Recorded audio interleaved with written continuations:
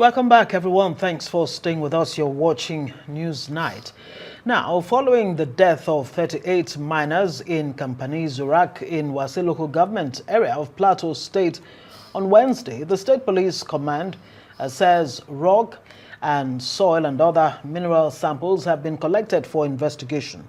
The site of the incident has also been cordoned off by the police with explosive ordnance disposal unit mobilized to the mining area. 38 miners had suffocated to death, with 26 others hospitalized after inhaling gas. Well, for more on this tragedy in Plateau State and what should be done to avert a recurrence, we're joined by Police-Ayanleke. He is the President, Miners Association of Nigeria. Thank you so much for joining us on the news tonight. If you can hear me, Mr. Ayanleke. Okay, great. Let me begin by asking... I'm hearing you. Great. Oh, correct. I need that confirmation. Let me begin by asking you if you have further details of what happened. How did we even get to this level of having over a dozen miners trapped in that mine and inhaling toxic gas?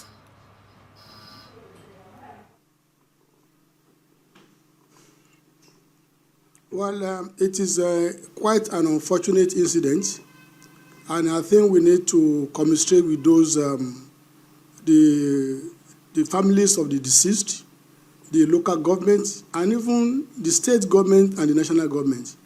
Because it's not only those lives that were lost, so many other potential, so many other livelihoods were lost along with their lives.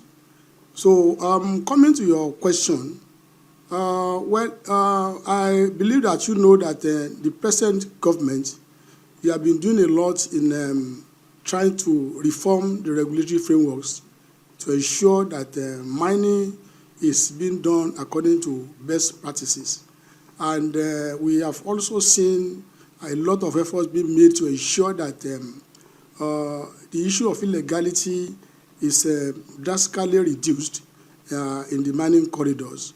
Apart from the issue of banditry, this is a very serious accident, and I think the problem is the fact that we need to be more professional in the mining operations. What do I mean by this? Obtaining mining title is not the end of it. While we have been sensitizing all operators to ensure that they employ professionals who will be able to see all these danger signs ahead of time and will be able to advise each company on how to avoid this kind of calamity. It's very, very important. And at the same time also, we are also trying to call on government. There is need for these extension services by way of getting more hands to our regulatory agencies and departments of the ministry. This is the one area that is basically a challenge. The regulatory departments, they have this inadequate capacity in terms of logistic and human capacity to ensure that miners comply, and at the same time for them to enforce all these regulatory policies.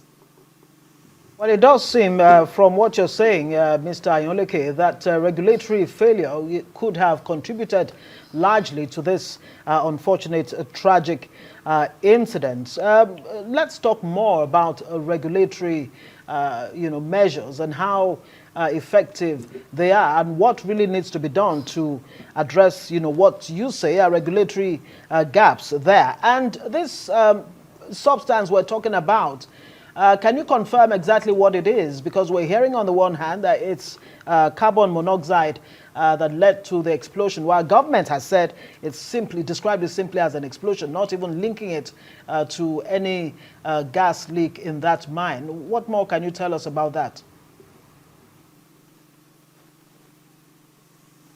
Well, I think we need to rely more. Good enough, earlier this morning, the Honorable Minister, Dr. Police-Ayanleke, had dispatched a team to go and carry out thorough investigation, and even from your own report too, The police and EOD departments, they have deployed their personnel there with equipment to actually ascertain what has happened. But I've talked to our people on the field, especially the miners, the leaders of the association in that environment.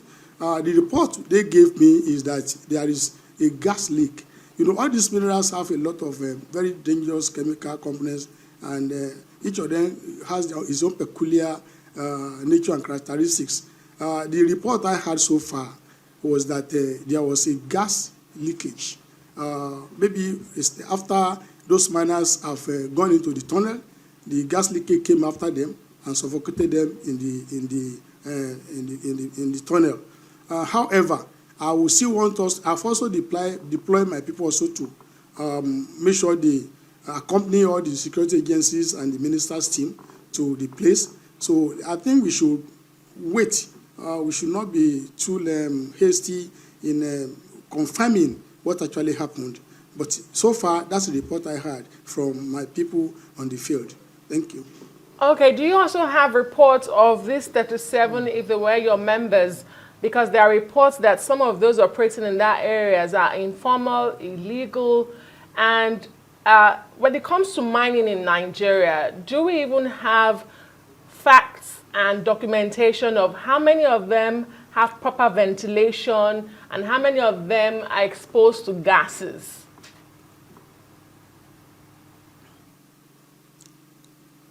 Let me start from where you just stopped now. You know, the other time I told you that there are inadequacies in human and logistical capacity or the regulatory department, especially the Mines Inspectorate, the MEC department, that is the Mines Environmental Compliance Department. These are the people that are supposed to be in the field. They are supposed to monitor what goes on in each of these mining fields. And once they monitor and they observe all these kind of danger trends, they should be able to put a stop to some operations before all these accidents happen. So having said that much, in terms of whether they are illegal, whether they're legitimate or illegal miners, you see, one thing is very clear, I think, and thorough investigation has to be made into it. Illegal miners, they are mostly artisanal, and they operate within the alluvial surface. They don't go deep. But what you heard now is that these people are into the tunnel. And there's one report that they seeded up, the company who is Lancet, seeded that place to the community people to go and mine. You cannot see the tunnel. It is high class and high tech mining. If you are going into the tunnel, you cannot see that kind of thing to unskilled people. So we need to actually get to the root of this matter and be able to, know how such a thing can be curtailed in the future. So illegal artisanal miners cannot go into the tunnel. They don't have the gear with that. So once a tunnel is dig, you have people inside here. It must be the work of a very coordinated and a serious mining operations. So these are the things that's why I said that we need to improve the capacity of regulatory agencies to be able to curtail all these issues ahead of time.